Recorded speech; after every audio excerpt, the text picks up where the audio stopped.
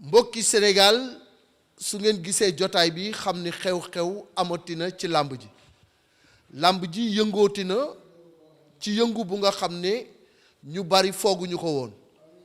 ndax Don King dafa am plan programme am di ko dérouler muy Gaston Mbengue te saa yu nekk mu fëll fu nga xam ne amateurs yi duñu ko xalaat wala bokkul woon ci combinaison yi nga xam ne xalaatoon nañ ni saison bi loolu dina am ndax ñaari jëmm yi teew rek dañu représenter làmb représenter lu rëy ci làmb nekk ñu nga xam ni kenn dootu leen présenter ndax bu ñu nee Balla Gaye 2 kenn dootu ko présenter ti xam ngeen ko xam ngeen li mu def ci làmb bu ñu nee Boy Niang numéro 2 kenn dootu ko présenter xam ngeen ko xam ngeen li mu def ci làmb combat boobu nag mu nekk un combat inédit moom la Gaston Mbengue décroché nan la def ba décroché ko combinaison bi kañ la jëm loolu yëpp dinañ ko xam parce que xam ngeen ni Balla Gaye dafa nekk sous contrat ak Gaston Mbengue war a bëre ak Bombardier le 26 juin ki nga xam ni moom moo di Boy Niang numéro 2 dafa war a daje ak Tapha Tine ñi ngi wax peut-être au mois de juillet loolu waa Leewtoo production ñoom ñoo ko tëgg kenn ku ci nekk yaa ngeeg lu nga xam ne lañ ci nga ko te yàbbeegoo ko waaye Gaston fexe na ba kenn ku nekk ci ñoom mu jox leen combat loolu nag li koy dëggal ak li koy firndeel moo di nu président Bassirou Babou mi ngi nii toog ci wetu Balla Gaye ku nekk xam na ni suñu papa Double Less yàlla na yàlla wéral ay cëram moom moo ko délégué ni ko lépp lu ma daan def teg naa ko ci sa loxo nga koy doxal na ma ko daan doxale loo ci def doy na ma waaye tamit bu ngeen xoolee ci geneen wet gi yéen a ngi gis Kandji gis tamit Bourkhane un inconditionnel de Boy Niang numéro 2 seen ànd yàgg na te lu yàgg dëgg la moom tamit nekk ku nga xam ni saa yu Boy Niang numéro 2 waree signé moom mooy teew loolu yàgg na koo signeel yàgg na koo gunge mu dem defi signature de contrat Gaston nag tey fëlati nga fu jaaxal askan wi programme bi ngay déroulé jaaxalati nañu waxoon nga fi saison de feu waaye bii moom saison bi xaw ma nu ma koy tudde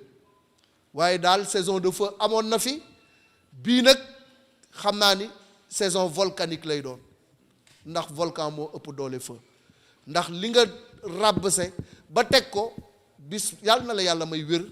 ak kàttan goo ko sottale yaakaar ji nga ci am aussi pour dundalaat làmb dekkalaat làmb yàlla na la yàlla dooleel kàttanal la ba nga egg fi nga bëgg a egg yàgg sa staff kon dañuy bàyyi rek Gaston tungu nu di teew ñuy nataal mu wax ñu fu mu fël parce que bi mu ñu wooyee ñun ñëpp a jaaxle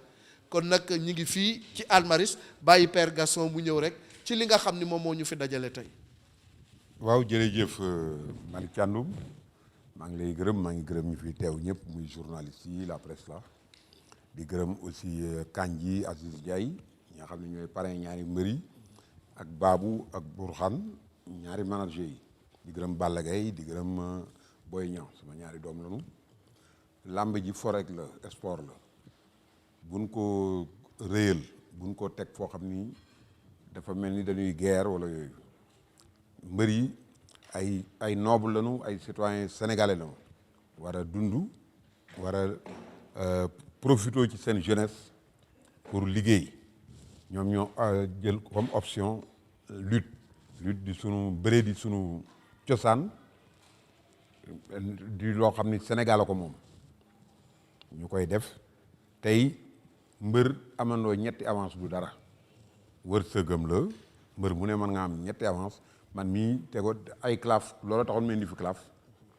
daan joxandoo mbër yi ñetti avance ñu bëreendoo def ko genre championnat donc nit ni muy gagné pain am ni muy toje bopp dina xam dañ koy bàyyeek moom mu koy def loolu bu ci kenn sikk mbër yi effectivement wax nga ko léegi Balla Gaye numéro 2 dafa war a bëree ak Bombardier Boy Niang war a bëree ak Tapha Tine tey yëpp damay yendoo woo Thialis d'ailleurs pour aviser ko ci la xew parce que dafa war a tëgg Boy Niang au mois de juillet même su ko doon tëgg déwén sax man su ma neexee mën naa bëree loo signé loo Boy Niang pour déwén jéeg loolu du problème làmb nag dafa nekk milieu boo xam ni ay waxante ci dafa ak yàq ci xelu nit dafa gaaw d'ailleurs lu ne hésité naa ba tey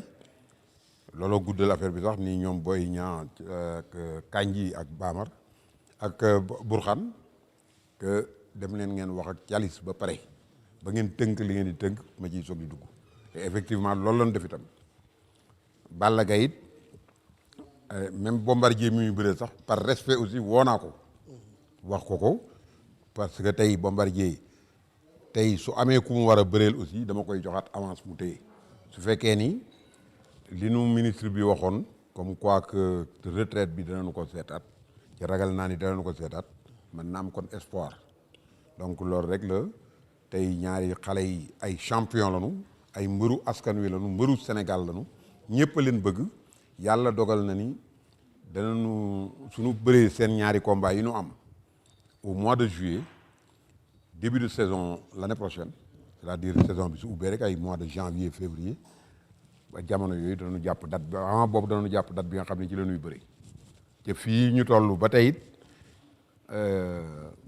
bàyyiwudu sax joxaat leen avance pour ñetteelu combat pour fin de saison dama bëgg mu leer nëbbatuwuñu ci dara lu ñuy def ñu def dafa transparent keneen ku leen bëggit na leen jël pour ñetteelu combat mais ñun bàyyiwuñu it xel loolu ndax dañu nekk rek ci milieu làmb am sunu programme di ko dérouler et yàlla nañu yàlla suturaal dimbali nu ñun ñëpp ñu am wér-gu-yaram fanu gudd ba ñun ñëpp ñu mën a fekkee loolu lépp def ko nag ngir Sénégal aussi pour bégal waa Sénégal pour jox loisir waa Sénégal parce que réew moo gis dafa soxla loisir soxlawul ay xuloo ki ay teesante ci télévision yi yooyu yëpp jaru ko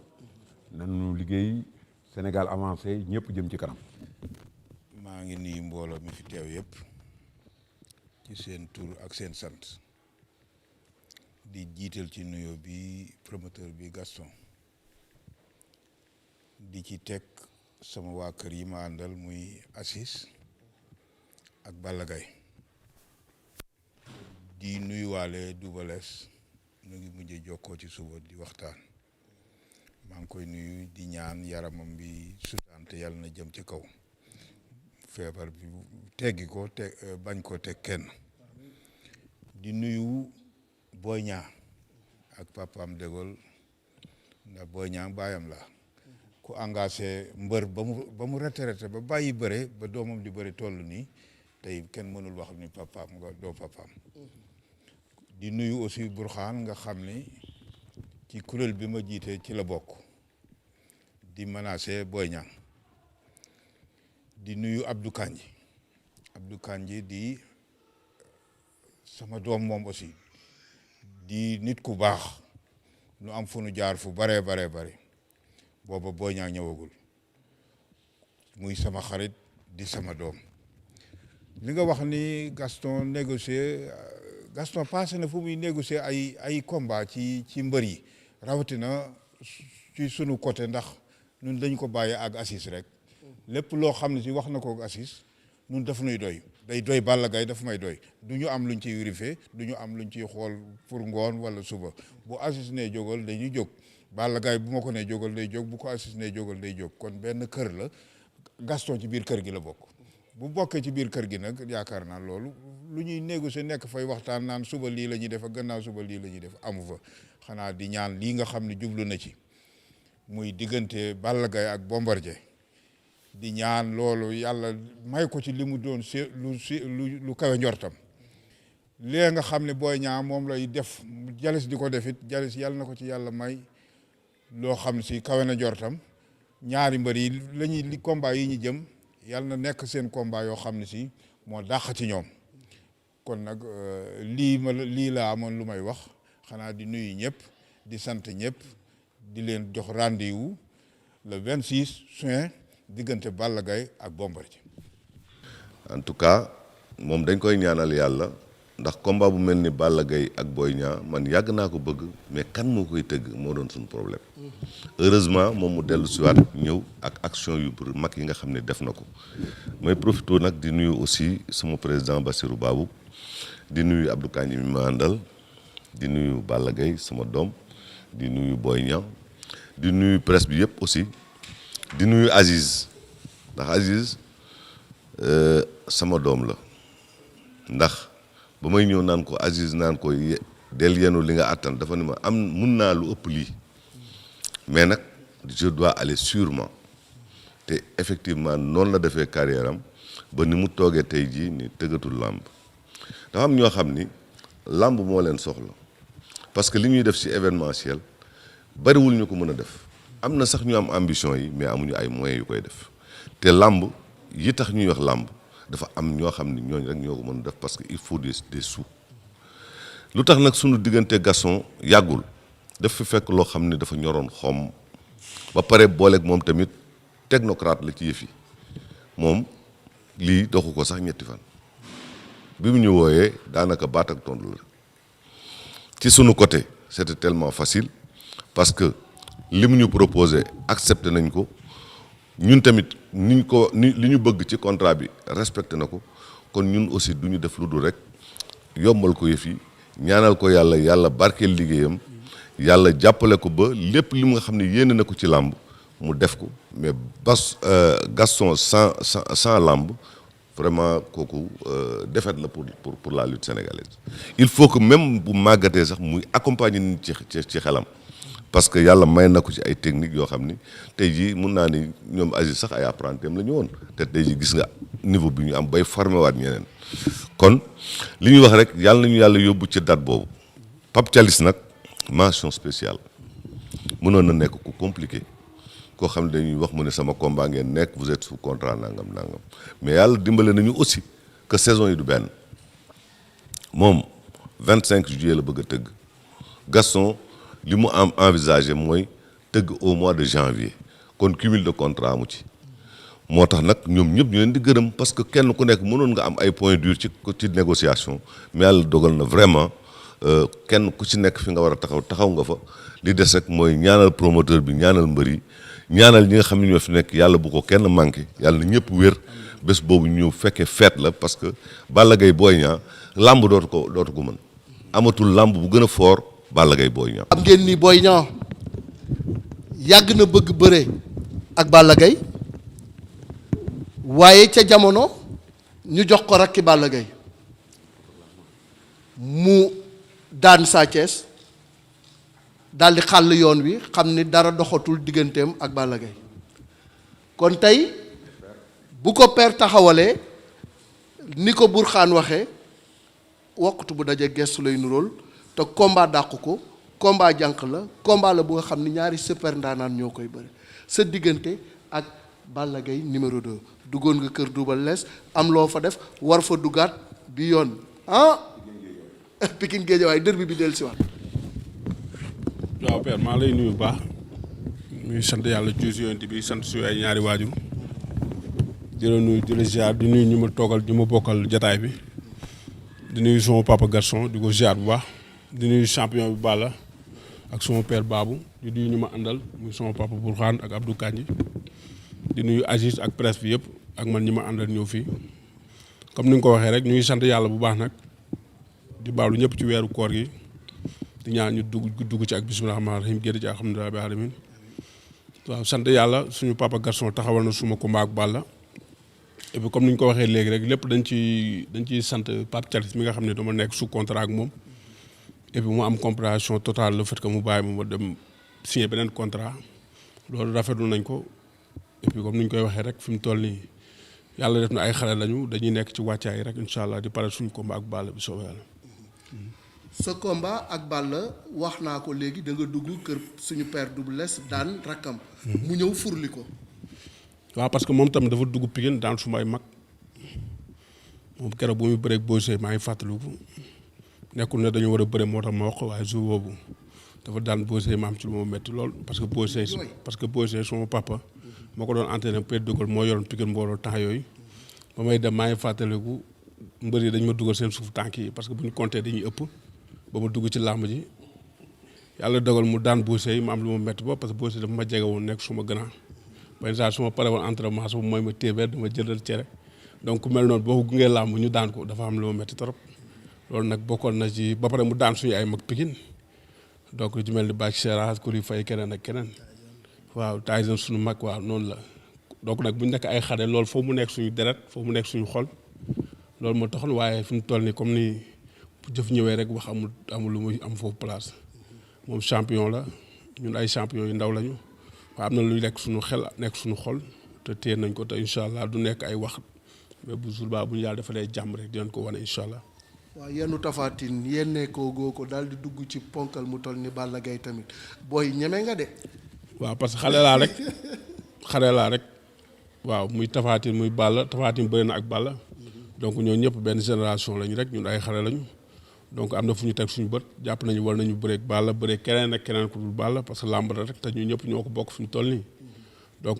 sama combat ak Tapha Tine moo nekk en vue muy mois de juillet maa ngi koy waaj bu baax a baax ànd sa sumay mbokk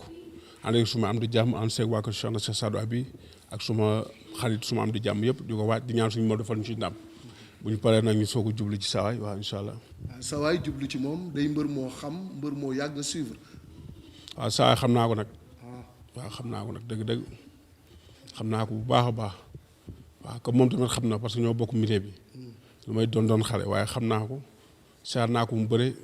booy gën a nekk xale doon ñëw Pikine di ñu fa fekk di seet si Ablaye Diop président xam na ko di seet si yeneen gaa ñëw waxi naan sama koñ di fa ñëw laata ay tout tànk lañ waaw am na lu bari lu ñu xam ci moom nag waaye loolu incha allah du ay wax nañ suñu moom defal tan ak fekk rek may ñu tan may ñu fekk ba ñu yegg ci incha allah champion la bu ñu nawloo nag di ko ñaanal jàmm di ko ñaanal suñu bopp waaye làmb la ñoo ko sekk te mi ngi ci kanam te des na incha allah. Père Bourkhane nee na combat mënu ko dàq ci làmb ci loolu ndax da nga koy dëggal. waaw parce que combat jànk la te tamit ku bëgg làmb rek xam làmb rek di nga xam ni combat bu neex la dëgg-dëgg waaw moom du ma may dara te man ñaanuma ko dara waaw te amul négociation suñu diggante waaw noonu la demee. bu jeexee rek. waaw jeex na loolu leer na incha allah. waaw acca Balla dégg nga léegi sa naataango li nga xam ni wax na ko bëre nga ak waa Pikine yu bari mu am ci lu ko naqari rawatina digganteem sa digganteeg Boy Sey waaye yow it normalement war ngaa am lu la naqari ndax keroog da ngaa lëng sa rakk yóbbu mu nekkoon bés bu nga xam ne amoon nga ci lu la metti trop tey yàlla dogal yéen ñaar ngeen war a daje Gaston concrétiser combat bi mu nekk combat jànq combat bu askan bi yëpp jàpp ni combat bu war a neex lay doon seen diggante yéen ñaar ndax qualité yi ngeen am lan ngay wax ci combat bi léegi. waaw auzu billahi mina seytaan rajim ginnaaw bu ma sant yàlla julli ci Yonent bi sallallahu alayhi wasallam sant suma ñaari waajur sant suma sëriñ Bassirou Bara yàlla yokki leeram te taaf ñu ci barkeem di sant njabootu maam Cheikh Fall di ñaanal sëñ Mountakha mu yàgg fi ak sëñ Alaaji Malick ak sëñ Babacar Si bu Kunta Ndiassane bàyyiwuma kenn njabootu Cheikh na Cheikh Saali bi ñëpp di leen ñaanal jàmm ak salaam di ñaanal kilifa diine yëpp yàlla na fi jàmm yàgg yàlla na fi jàmm sax ci koor gi ñu jëm nag ñu ngi baalu ñëpp àq di baalu ñëpp àq di remercier aussi tamit suñu père Gaston bu baax a baax gis nañu vraiment mu ngi dox ay jéego yu rafet ci làmb ñëwaat na aussi tamit wanewaat boppam ci làmb ñëwaat na aussi tamit wane ne làmb moom ñu koy yelloo da cee bokk wane na aussi tamit chaque jour rek lépp ci lu mu nekk rek da ciy jéem a am ndam di gërëm suma père Babou bi nga xamante ne ginnaaw yàlla suma papa moom la jox lépp luy wàllu contrat di remercier champion bi di Boy Niang di ko ñaanal jàmm fu mu toll di ko nuyu en passage père Bourkhane maa ngi lay nuyu bu baax a baax ak Kandji vraiment di la sant di la gërëm waaye aussi tamit damay gërëm suma mag suma xarit suma papa suma kilifa muy Abdou Aziz Ala Ndiaye ndax tey nee nañu nit bu fekkee da nga ko encadré da nga koy teg ci yoon bu jub xamal liggéey ak xamal ko fu mu jëm ëllëg te donc vraiment ginnaaw ba ma ko amee ba léegi amatuma benn njàkkare wala may benn tiit wala benn xalaat daf ma woo rek ne ma nañu ànd kër Gaston loolu laa ci am père woo ma ne ma yow xanaa bëggoo benn combat ma ne ko man làmb mooy suma métier donc ma ci lancé benn message rek làmb yàgg na yàggul bien vrai que ay xale lañ bañ ciy dugg à l'âge de 19 ans lañ ci dugg mais aussi tamit képp ku ci nekk war nga mën a am ñaari avance ba ñetti avance parce que wàññi kase yi mën a bëri 3 mois ñëwaat nga bëri 3 mois loolu dafa am importance nga xaar benn 1 an boo xam ne da nga koy toog lekk benn avance neexul donc lii mooy làmb kon donc vraiment maa ngi koy sant suma encadrement kii di Aziz Ala Ndiaye di ko ñaanal jàmm ak suñu papa Bayale ak Baye Ndiaye ak Kor Ndiak Baye Diop Talla Meng Modou Fall Simon donc xam naa lii bett na leen nag mais après dañ koy gérer waaw. alors wax naa ko léegi Boy Niang soxla woon na la ci jamono nga bu max ko Sa Thiès mu jàllax ko mu daanu mu fas yéene nag jàkkaarloo ak yow mu war a nekk revanche par procuration parce que dugg kër Double Less jooyloo leen war fa duggaat bëgg leen a jooyloo waat ndax loolu Balla dina ko nangu. non xam nga làmb moom bu jotee nga war a bëre ku mu mënti doon rek dina jot mook Sa Thiès ay jeunes lañu woon nekk ci yoon nekkoon combat déclenchement yàlla dogal tey may ko ci ndam donc ñaanal ko mu jig ko te jig na ko macha allah moo waral lii lépp aussi donc di encourager Sa Thiès te xam ne làmb moo demee woon noonu vraiment aussi tamit làmb la rek moom daan bëri di daan même bu dul Sa Thiès am na ñeneen ñu muy daan di ñaan yàlla nag aussi tamit bu ñu àggee ci bis bi yàlla mayuñ ci ndam man loolu rek laa am lu may wax. muy mbër bu la xam lool comme ni mu ko waxee yow it ndax xam nga ko ni mu la xamee. non man sama lépp Pikine laa ko fréquenté man pour te dire ma wax la man géej waaye sax ma fa toog lu bëri Père Bourkhane mi ba may nekk xale bu ndaw laa xam garage Ngouda garage ñoom suñu papa grand Zagou moom xam na ay grand Balla kon moom xam na fu ma yoroo donc xam na ma bu baax Boy Niang xam naa ko bu baax ndax yàgg naa seeti Zine Ndaw sama benn xarit bu nekk foofu boobu maa ngi doog a débuté 2006 2007 yor sama benn 405 bu ma leen rombee foofu léeg-léeg dañuy entraîné romb foofu ñu toog vraiment mu respecté ma jox ma cër nuyu ma ñun tamit ñu koy encouragé bi kon bu yàlla dogalee tamit ñu war a bëri lii lañ ko doon ñaanal yàlla parce que làmb aussi boo ci nekkee sa papa nekk ci bëri ba réussir yenn réussir yi donc li ko dal moom a dal donc vraiment lii la ñu séntu woon ñoo ngi koy ñaanal yàlla may ko jàmm defal ma ko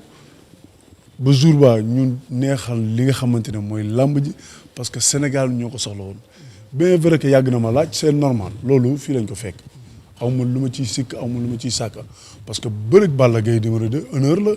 Balla Gaye 2 li mu def ci làmb nekk xale bëgg na mel ni man baa mu raw ma loolu mooy espoir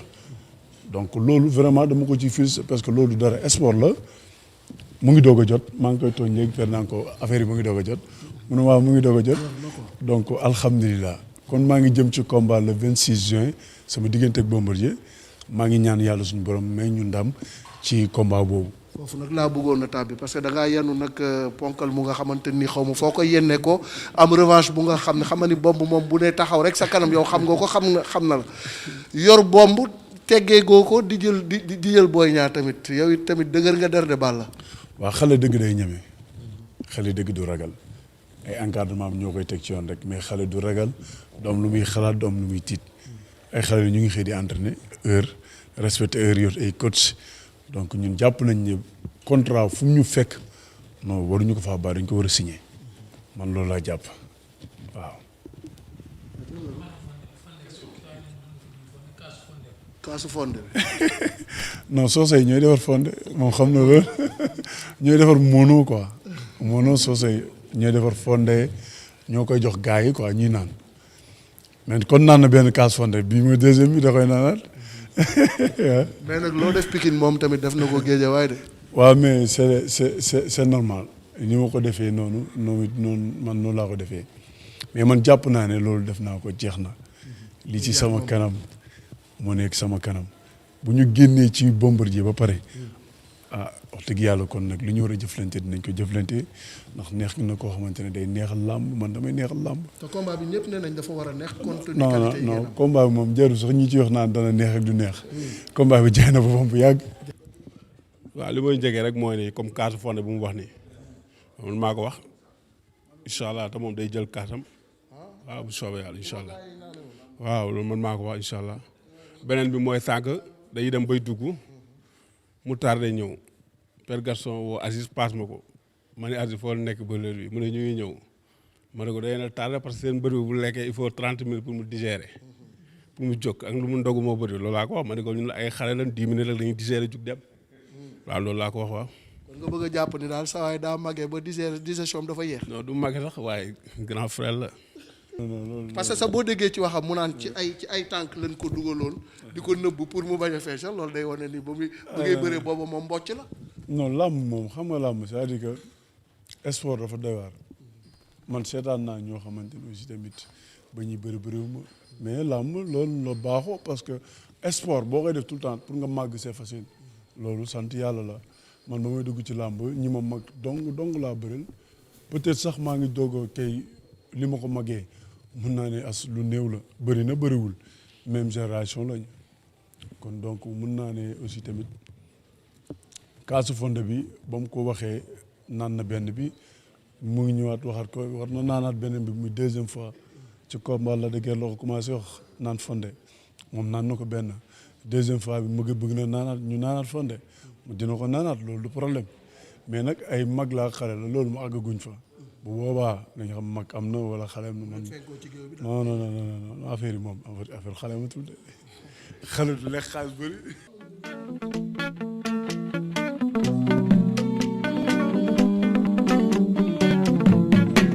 kullu kuy bare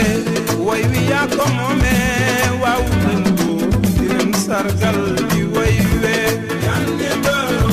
yu du famandike yande baro yu du famandike mumene fanda wado yande baro yu du famandike yanne mbaro yuddu fanandinke umexe fanda duwado yanne mbaro yuddu fanandinke umexe fanda duwado tarata simnangindu fan ñunga nan lambu cosando yanne mbaro yuddu fanandinke umexe fanda duwado tarata sin